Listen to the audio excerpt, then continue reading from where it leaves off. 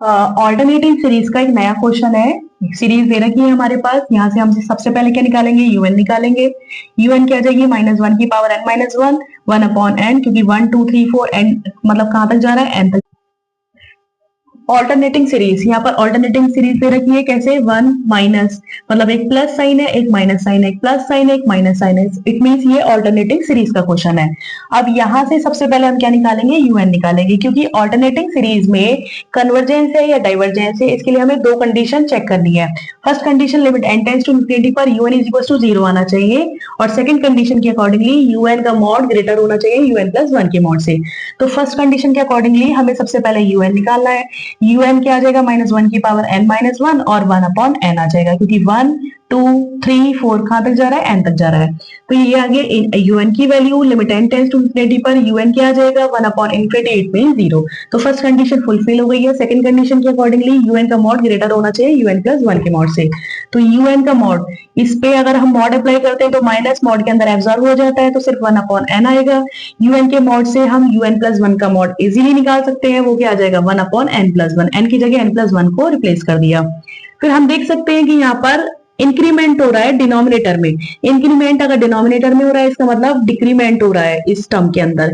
अगर डिक्रीमेंट हो रहा है, इसका मतलब ये टर्म छोटी है और ये टर्म बड़ी हो गई, तो मतलब ये ग्रेटर हो गई इससे। ठीक, तो दोनों ही कंडीशन फुलफिल हो गई है। ये सीरीज कन्वर्जेंट है, ये हमने प्रूफ कर दिया। अब कन्वर्जेंट में कंडीशनल है या एब्सोल्युटली है, ये और चेक करना है।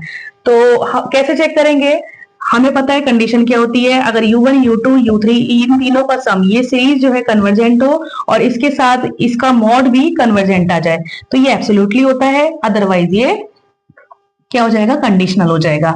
अब u1 plus u2 plus u3 ये तो हम निकाल चुके हैं, ये सीरीज दे रखी है, ये हम चेक कर चुके हैं। Limit n tends to infinity पर 0 है, इसका मतलब कन्वर्जेंट है। कन्वर्जेंट तो हम देख चुके हैं सीरीज को, ठीक है। बट मॉड के साथ और चेक करना है हमें। तो मॉड हम पहले क्या करेंगे, इसमें मॉड अप्लाई करेंगे।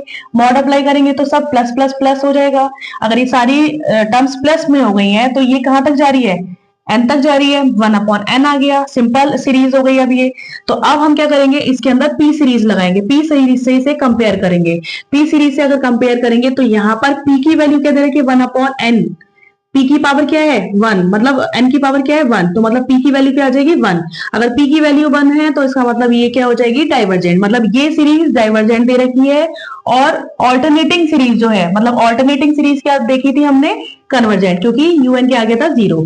तो एक सीरीज कन्वर्जेंट है, एक सीरीज डाइवर्जेंट है। इसका मतलब हमारा आंसर क्या हो जाएगा, कंडीशनल कन्वर्जेंट सीरीज।